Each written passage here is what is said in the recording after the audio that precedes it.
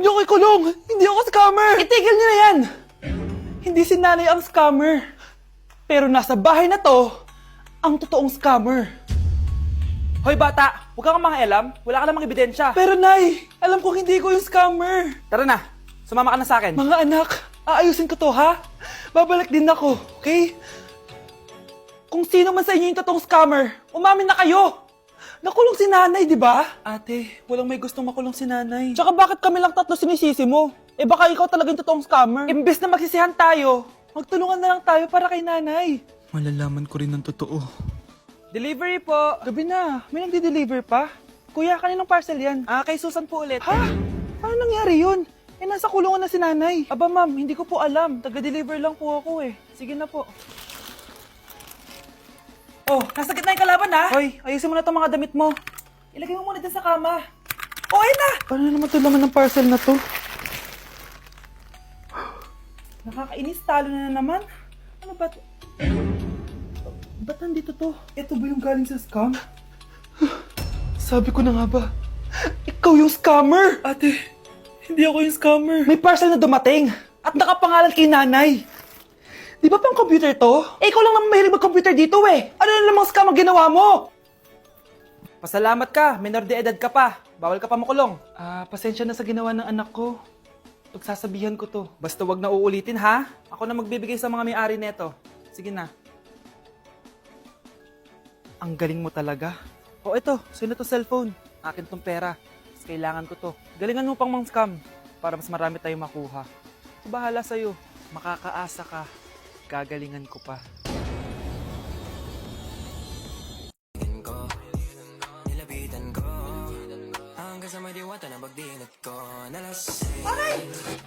Disturb. Di ako yun Wala na nga akong kapartner. Mambabato pa kayo. Hi. Ako, pwede mo ako maging partner. Tony? Totoo ba to? Matagal ko na siyang crush. Tumabi ka nga sa banta. Panira ka sa view. Hi, Jessica. Hi. TikTok tayo, Jessica. Ako yung partner mo. Ako? Sure, sige.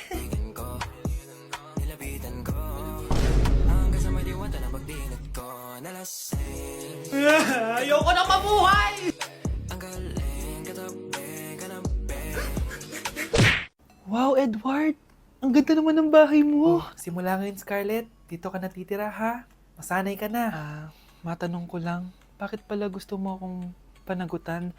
Eh, di ba iniwan mo na ako? Scarlett, hindi naman talaga kita iniwan. Alam mong, kinailangan ko lang sumama ng matagal sa ibang bansa. Kasama yung mga magulang ko. Ang importante, nandito na ako, Scarlett. Bubuo na tayo ng pamilya. Ang sarap naman pakinggan nun. Oh, Scarlett, bakit? Ang sakit ng tiyan ko! Ha? Teka lang, tatawag ako ng nurse, ha? Diyan ka lang. Edward. Buti na lang dumating ka, tita. Ako, Edward, salamat sa pera, ha? Makakasiguro kang kay Scarlett Lato mapupunta. Bakit nandito yung babaeng yan, ha?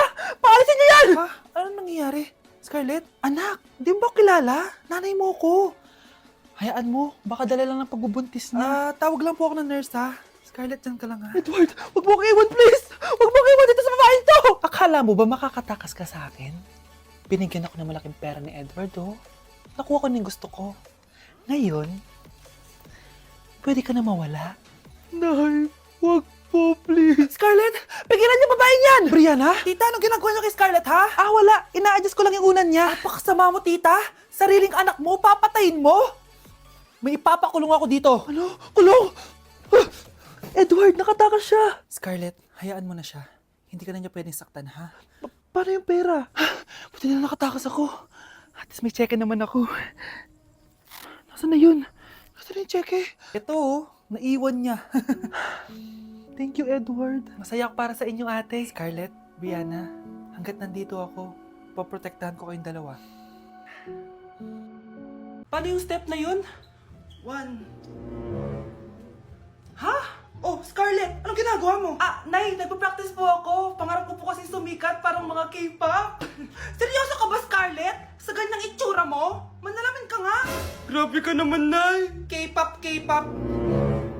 Okay, class. Ano ang pangarap niyo sa buhay? Ah, ma'am, gusto ko pa maging doktor. Wow, maganda yan. Pagbutihan mo, Samantha. Ikaw, Scarlett. Pangarap ko pong sumikat, parang mga K-pop. Seryoso ba si Scarlett? Sa itsura mong yan, hindi ka tatanggapin dun, Scarlett. Gumising ka. Tandaan niya to. Kakainin niya yung mga sinabi niya sa akin. Matutupad ko lahat ng pangarap ko sa tulong ng vitamin C serum ng Garnier. Gawin mo akong fresh at glowing! Hashtag, hiyang check! Sa wakas, matutupad din pangarap kong glow up. Humanda kayo. Mare, yung anak mo, nagpa-perform sa TV! Talaga ba, Mare? Ako ay torpe pa noon, pero nagbago na ngayon. Now I have the courage. Sikat na yung anak ko! I have you. Ikaw at ako under the sun. I'm going now that I found the one. Kaniya'y ba't ngayon ka lang? Skin ko ay hiyang mahiyang. Ikaw at ako, we're gonna shine. Nothing can stop us, it's our time. Ready to show that you're the one. Skin ko ay hiyang mahiyang. Go and find your Garnier. Hi, Bes! Oh, Bes, kamusta ka naman? Okay lang. Bes, may charger ka ba neto? Lobat na kasi ako eh. Ay, sorry Bes, wala ako ng charger niyan. Iba na kasi charger neto eh. Tara Bes, picture tayo pang My Day. Ay, dito na lang Bes, malino camera neto. Syempre bago. Oo na Bes, ikaw na naka-iPhone 16. Gusto mo din ba ng iPhone 16 Bes? Pwes, sumali ka na sa 33 Multi-Millionaires Dance Challenge para may chance ka na manalo ng iPhone 16. Everyone can join Color Game. On your phone, it's so fun to play. Winner got a Color Game. On the go, there's always a game. One click away, got a lot. So lucky day, so lucky day. Winner got a Color Game. Wishes come true if you play.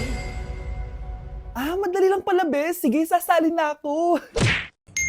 Na-invite ako sa isang special event! Gagala na naman ako dito! Aba! Saan ka na naman pupuntang bata ka, ha? Hindi ka talaga napipirme sa bahay, no? Nay, payagan mo na ako! Maraming artista doon, tas marami ding pagkain. O sige, pagdala mo ako na pasalubong, ha? Tsaka pa-shoutout mo ako sa mga artista doon.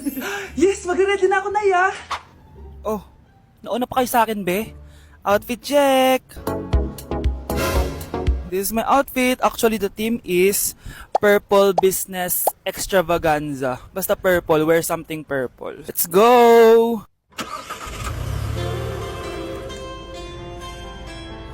I'm so excited guys kasi balita ako may mga artista daw doon. So, I'll see you guys on the venue.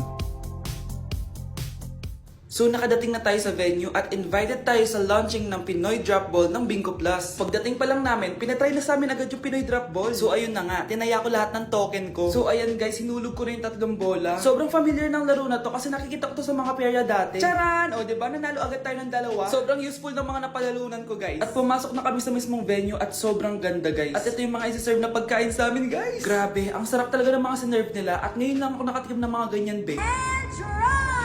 So ayun, nilaunch na nga yung Pinoy Drop Ball ng Bingo Plus kasama si May Mendoza na napakaganda. After ng big reveal, binigyan kami ng performance ng alamat. Grabe, sobrang galing nila. At eto pa be, kumanta ng napakalapit sa amin si Miss Julie Ann San Jose. Grabe, mukha siyang anghel guys. Sobra talaga kami nag-enjoy dito guys dahil ang dami naming na-meet na tao. At isa pa dito, sobrang saya ng mga activities nila. Paglabas nga namin, inabutan na kami ng ulan pero okay lang kasi nag-enjoy naman kami. So yun lang, thank you guys.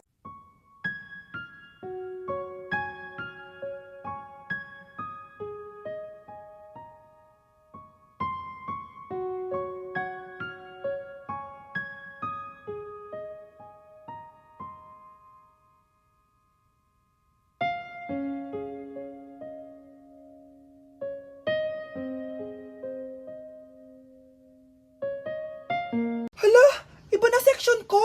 Saan yung section 1? Ba't napunta ako dito? Ito na ba yung section 1? Good afternoon, everyone, especially to all of the panelists, advisors, and especially to our co-researchers who attend this virtual conversation. So, good afternoon, everyone. Namamatay ng dahil sa iyo, ma'am. Ibig sabihin po nito ay kabayanihan ng mga Pilipino na isinakripisyo ang kanilang buhay para sa kalayaan ng ating bansang Pilipinas. Huwag lang tayo puro salita! Dapat ipinapakita din natin sa ating di ba? What is the biggest mistake? Ma'am, the biggest beef stick. Anong beef steak, ha? Alis na ako dito. Kakagising ko nga lang pala mga mare. Charot lang, kanina pa ako gising. Habang tumatae nga pala ako mga mare, bigla ako may naisip ng pagkakakitaan. Kaya naman nagpahatid na ako mga mare sa malapit na grocery sa amin. Bagong-bago nga pala itong naisip ko mga mare at wala pa nakakagawa nito. Bumili na nga ako ng mga kakailanganin ko mga mare para hindi tayo maubusan ng stocks mamaya. Pagka uwi ko nga, inumpisan ko na agad magluto mga mare. Para naman marami tayong kitain ngayong araw. Wala talagang lugi dito sa small business na naisip ko. Dahil sa isang pack na to, 200 orders na ang magagawa ko dito mga mare. Kakaiba talaga tong fries ko mga mare. Dahil sinigang powder ang nilagay ko dito mga mare. Ito nga pala yung 70 pesos mga mare. Sobrang sulit na talaga. Sa sobrang mura nga nito mga mare, nanganganib pa ako malugi. Pero hindi na importante yun mga mare, basta marami tayong customers. Nakakatakam nga tong sinigang fries natin mga mare, for sure dadayuhin to. Hindi na talaga nakapaghintay ang mga customers natin mga mare. Kita niyo naman sa mga mukha ng mga customers natin mga mare na masaya sila. Sobrang nagustuhan nga nila yung sinigang fries natin mga mare. Babalik-balikan daw nila to. Ang saya pala kumita mga mare, lalo na't galing sa dugot pawis.